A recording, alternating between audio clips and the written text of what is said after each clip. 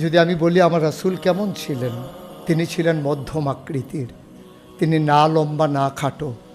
তিনি কখনো বা যখন হাজারো মানুষের সামনে দাঁড়াতেন, বিদায় হজের সময়ে 1,40,000 সাহাবা যখন ময়দানে, তিনি যখন আস্তে করে উঠে দাঁড়ালেন, ওনার চাইতে অনেক লম্বা লম্বা মানুষ থাকার পরেও অবাক বিস্ময়ে সবাই তাকিয়ে দেখল, সবার উপর দিয়ে যে মানুষটির মাথা মুবারক দেখা যায়, তিনি নবী মুহাম্মদুর রাসূলুল্লাহ সাল্লাল্লাহু আলাইহি ওয়াসাল্লাম।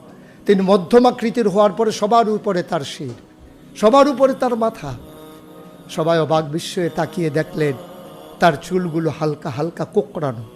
তিনি কখনো বা যখন চুলের ভিতরে তৈল দিয়ে আছড়াতেন, অবাক বিস্ময়ে মানুষ তাকিয়ে দেখতেন, মনে হতো চুলের মাঝে যেন মৃদুমন্দ ঢেউ দেখা যায়।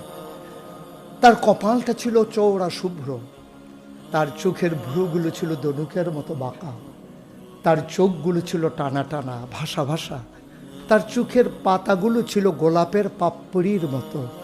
তিনি কখনো বা যখন চোখের পলক ফেলতেন, অবাক বিস্ময়ে মানুষ তাকিয়ে দেখতেন, মনে হতো মৃদুমন্দ বাতাসে গোলাপ পাপড়ি দোল খাচ্ছে।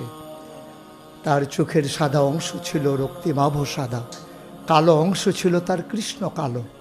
তার ঠোঁটগুলো ছিল গোলাপি রঙের, তার নাকটা ছিল খাড়া, ছিদ্রগুলো ছিল ছোট ছোট, নাকের নিচেই ঠোঁটের উপরে ছিল চিকন সরু গোঁফ।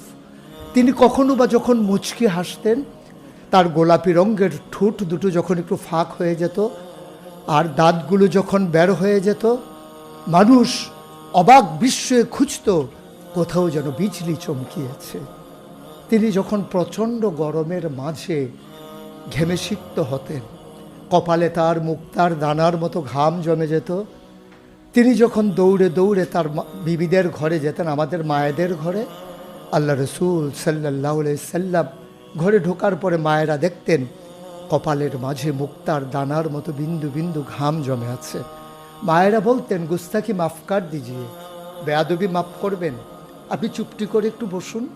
নবীকে বসিয়ে ওরা ছোট্ট শিশু খুঁজে বের করতেন, অতি যত্নে পরম আদরে তার কপালের ঘামগুলো তারা শিশির ভিতরে ভরে মুখ বন্ধ করে রেখে দিতেন। ঈদ যখন আসতো, বিয়ে যখন হতো, জমানো ঘাম তারা আতর হিসেবে ব্যবহার করতেন। এ নবী তো সে নবী, হেঁটে গেছেন 1 মাস আগে রাত পথ ধরে, যাওয়ার পরে তিনি তো চলেই গেছেন। 1 মাস পরে যখন আবার ওই পথ মারিয়ে কোনো এক সাহাবা যাচ্ছেন, স্থানীয় বাসিন্দা যারা রাস্তার কিনারে যাদের ঘর, তাদেরকে ডেকে বললেন, ভাইয়েরা, এ পথ দিয়ে কি আমার নবী